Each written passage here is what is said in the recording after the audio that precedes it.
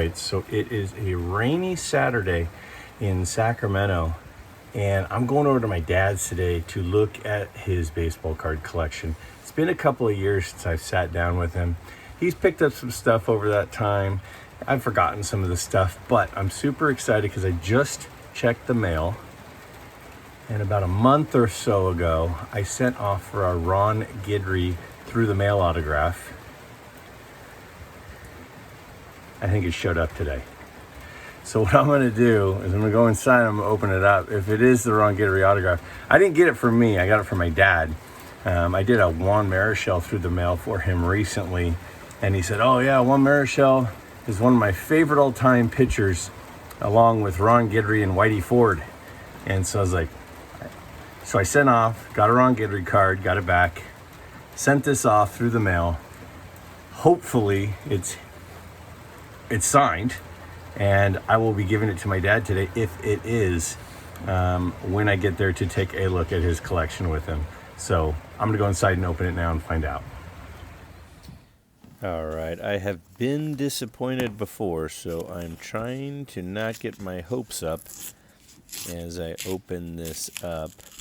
I have had cards returned without autographs, and it is signed. Oh, that is sweet.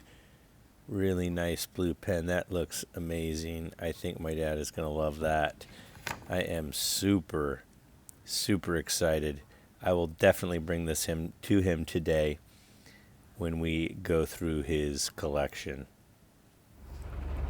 All right, headed over to my dad's house. I'm gonna take a drive over there in the rain and take a look at his collection. Again, it's been at least a couple of years since I've taken a good look at it with him. He collected the 1959 and 60 Topps baseball set was his big one, but he collected other stuff as well. So some of the stuff that he's bought and sold over the years, so his collection's always been changing, but we will take a look together and see his collection. I think you're gonna be really, really impressed by what he's got. All right, so getting to my dad's right about 1 o'clock today. Knock, knock. And he's somewhere, and first thing I'm looking at here is his Mickey Mantle autograph.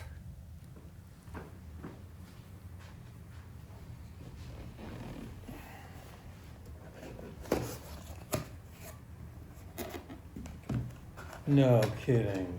How'd you get that? How do you think I got it? Oh, you sent away for it? Yeah. I love it. You said the other day when I got you the one, Uh-huh. you said, well, Marichal's like one of my favorite pitchers, him and Whitey Ford and Ron Guidry. Uh-huh. So I was like, well, I gotta send off for Ron Guidry now. Nice. And it came today. Oh, Yeah. sweet. Isn't that sweet? That's a really good card of him, too. Yeah, I picked that card out specifically for it. Good choice. Yeah, I love it. good. All right. And you got the Thurman Munson where? I got my two sons teamed together. Oh yeah, that's right. And you have the Montana and a 7, Mm-hmm. and you have a Willie Mays 58 and a 6. Now, why'd you leave this one in a holder but not some of the other cards? Because it's Willie Mays. But there were Willie Mayses in there that you took out. I know. My holy grail is 58. So it's Amazing Mantle of 58. And so you kept those in holders. Mm-hmm. And because of the fact that I wasn't going to put them in a book. And how long have you had these ones? Probably 5 years. I paid peanuts for both of them compared to what they're worth now. What's peanuts? This was like about 200, and this was a little over 100. Oh and my now gosh. this is like 12, and this is like 8. Oh my gosh.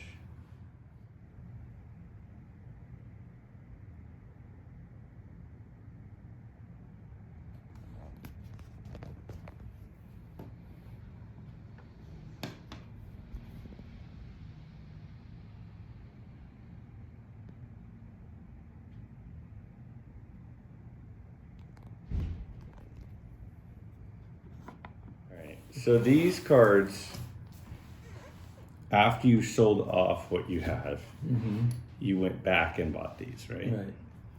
And what were these in PSA holders and you took them out? Most of them were in PSA holders, which I thought were ungraded. And what range were you looking at? More centering, or were you looking at? I'm a corner guy, but the centering can't be offensive. Because like a couple of them have like a little wrinkle there. That card it's because it's Mickey Mantle. I didn't want to pay a fortune for it. So what would something like that have cost? Let's see, what did I pay for the mantle? I think the paper mantle was like a little over 100. That's probably might be the most expensive card that's in the whole book. That you paid? That I paid. Yeah, there are some that are going to be worth probably more than that. It's worth it, I think. Check that out. So you have a page for like each guy? Each of the major guys. And you don't have 2 pages of any of those guys? I have a page and a half in Mays just because I had run across a page and a half. And I only had 2 Ted Williams cards because he only had 2 cards in 58. Right. Unless you wanted to go to 54. Yeah, and I didn't do that. And those cards are brutal because it's the first and the last card. Right. So then that's a 59 All-Star? And 58 All-Star. 58 All-Star. And that's a 61? Okay, so this is a Willie Mays page. 58 All-Star, 59, 60, 61. Correct.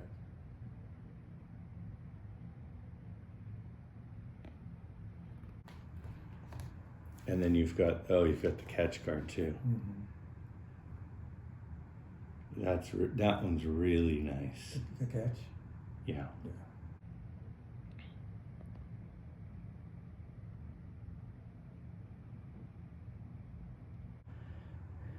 So 58 Ted Williams, right? And 58 All-Star. I think the All-Star's a lot better. It's nice at tops to really switch up the picture. It was like the next shot in the roll. So Ted only got 2 cards. Because it's basically 58 to present, and he only had 2 and 58. They had the Fleer cards, was it 59 Fleer, that he had a whole set of, where he's like It was some fighter jet things, and yeah, it was the next year he stopped doing it. And then a 58 Hank Aaron, because he looked so young. Because he was like he was 54 as his rookie, right? Where these other guys were in the 51s. The 58 All-Stars that you have are really good. They're really nice ones. That's a really nice one too. Yeah, I like them. I remember opening the packs with those in them. So when you were collecting the sets, you had 59 and 60 were the sets that you were kind of building, but your Holy Grail set is 58. Why didn't you build 58? Because it's hard. It was really, really hard to find any nice 58s. To the point where it could be the kind of set that I wanted to have. I wanted to have pretty pristine kind of sets, and first of all, on the paper in 58 is substandard as these other years. Oh, really? Yeah, and so that makes it extra hard to find nice ones. So if I were to look at the pop counts of 58s in 6s and 7s and 5s, it would be way lower, you think, than the 59s and 60s? It's a good question. I would think it would be, but I never checked to see that case, if that's the case. I mean, you've got just a Willie McCovey rookie just chilling there. Got some printing dots in Yeah. there, but other than that, it's pretty cool. But, I mean, for me, that doesn't mean anything because that's how it came out of the pack. When you were a kid, Yogi was like your favorite, right? Yogi, for some reason I was identifying with him. I thought that for a while I was thinking I was going to be a catcher until I realized I blinked every time the batter swung the bat. So Right. that wasn't going to work. And but this is the oldest Yogi you've ever had, right? Yes. You just had no interest in going before 58? Well, I was 8. The reason I started collecting in the first place is my brother had bought some 57 football cards. And I thought those were really cool and I wanted to get some. The football season was over at that point.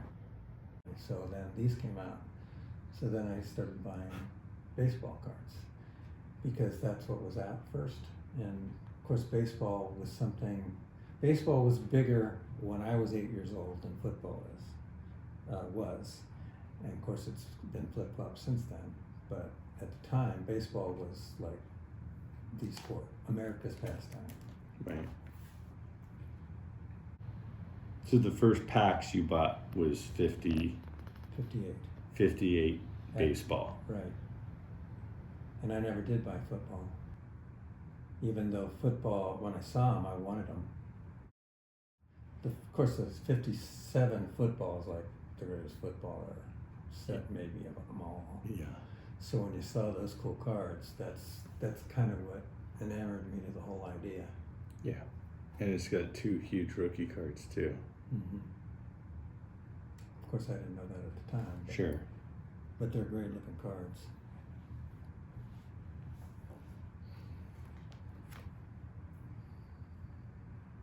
Now, why are they in the order that they're in? Are your favorite to your least favorite? No. I mean, I don't have. I don't like Ernie. Well, I probably do like Ernie Banks a little more than Frank Robinson, but that's not why they're in the order they're in. Although subconsciously it might be that way. It wasn't. Is there one card in this book that is your favorite card out of all of them? In the book, as opposed to the ones over here. Yeah, I'm assuming that the Mantle and the Maze 58s are probably your my favorite 2 cards. Those are my favorite 2 cards that I collect. Right, and then this you like because we gave it to you. Right. And because you like Thurman Munson. Yeah. Little did we know it would be worth what it's worth now. Right. I think we bought that for you for I think we both chipped in about 50 or 60 bucks. And now it's like a $900 card or $1,000 card. Yeah, it's definitely not in the order of your favorite because you have Sandy Koufax right ahead of Whitey Ford. Right. Those Koufaxes are pretty. It might be in order close to value though. Might be. Koufax might be a little ahead of like a Frank Robinson. Yeah, Koufax would be but ahead of not a couple of those guys. Yeah, not a lot. Koufax cards are really popular now. Well, he doesn't have a ton of cards because he didn't play very long, Mm-hmm. and he's a Dodger, so Mhm. there's all those LA fans, and there's no 58 Clemente. Well, You have a 58 of most guys so far. 58 Clemente is really hard to come by. It's Clemente cards are expensive, and his Yeah. rookie was 56 or 55, one of those 2. so it would be like his 3rd or 4th card. Yeah. Clemente cards are, not only because he's a great player, but he died in a humanitarian effort, Right. which, makes it sort of legendary. Right after he got his 3,000th hit. Right.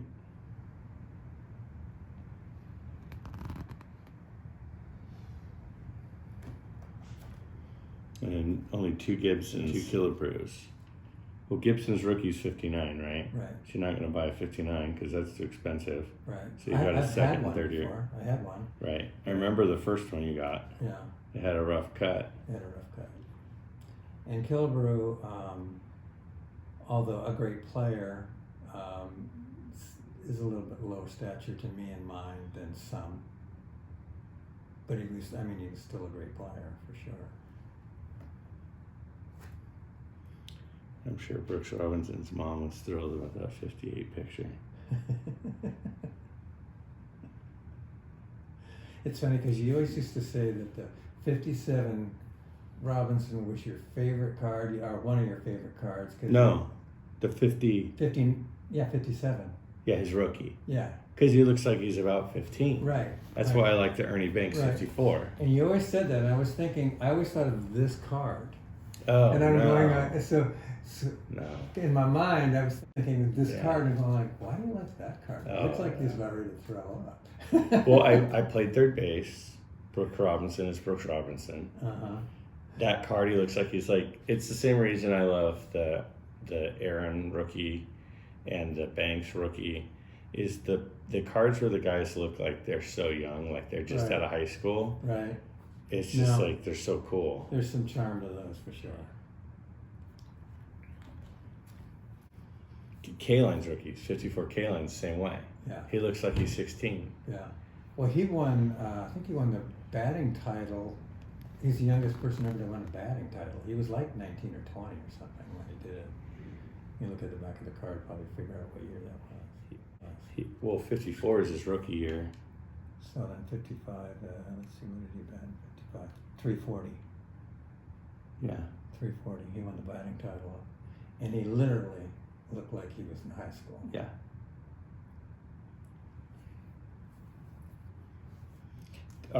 So you have like Don Drysdale cards, but you're not a Dodger fan. Right. Do you just collect them because you're like, well, it's Don Drysdale, I need some Don Drysdale cards? Right. I mean, he's considered a great player Right. of all time. Right. Same with Duke Snyder. Right. Got one Gil Hodges. Yeah, I didn't have a third or fourth Duke Snyder, so I put the Gil Hodges in the empty spot. That's a cool Eddie Matthews. Yeah. That's the thing about those 58s. They're really Look cool. at those close facials of the 58s, or they're just amazing. Yeah. That's just a Roger Maris rookie sitting there. No, that's his. 58's his rookie. 58, Yeah, that's that's his second. 59, yeah. It's really pretty nice card. It's a really nice card. Yeah. The only reason it isn't more special to me is because he's not a Yankee uniform. One Marichal. This is a Marichal rookie, correct? Correct.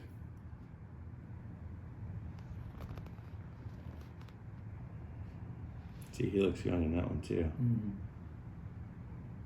He's probably 20.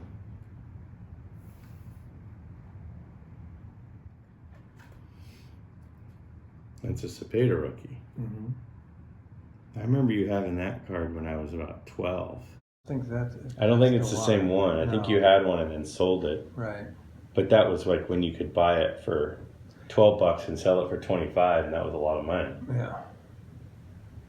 No, I got mine graded, and I made quite a bit on that. These cards are The Stengel they're cards. fairly valuable. Yeah. That's the 58 All-Star and the 59 All-Star for Stengel. What's a Yankee team card go for? I don't know what it goes for now. I haven't looked at that one for a long time. And now we're just in like the Yankee guys you liked Yeah. as a kid thing. Yeah.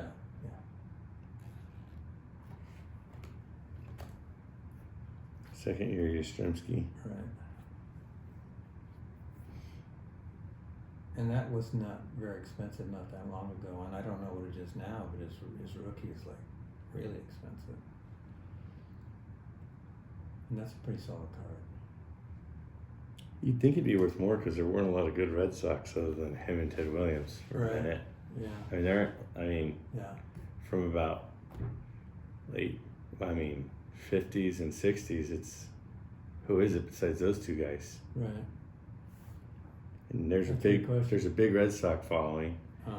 You'd think those Yastrzemskis and Ted Williams would be like crazy expensive. Yeah. That would make sense.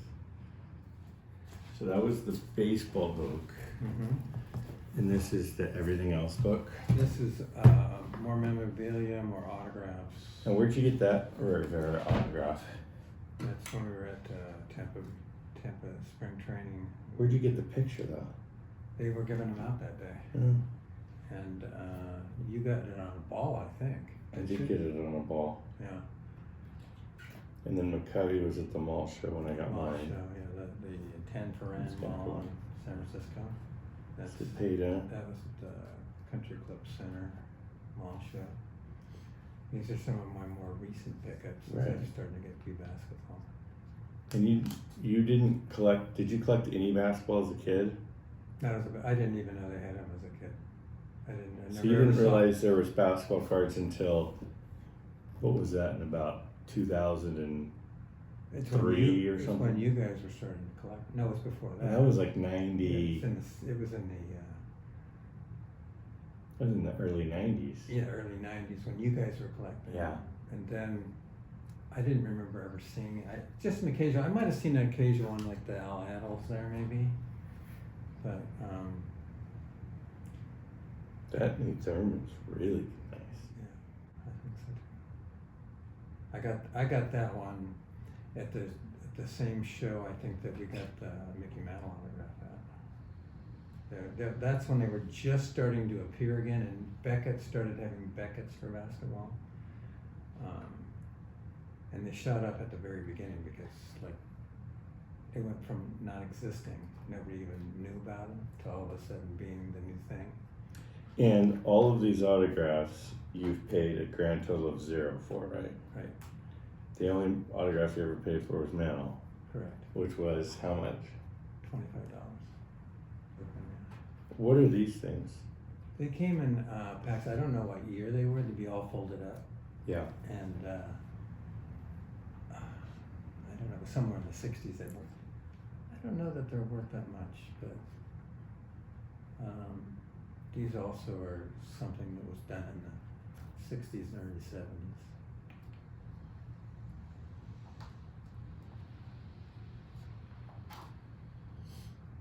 And there's some 49er football that Yeah. I was like that year, so I decided I was going to try to get as many 49ers of that year that I could get. I don't have a Wyatt Tittle. Oh yeah, I do have a Wyatt Tittle right there. So on this card right here, tell me your recollection of how you got that. Yeah, as a child, or actually I was a late teenager at this point when my mom passed away.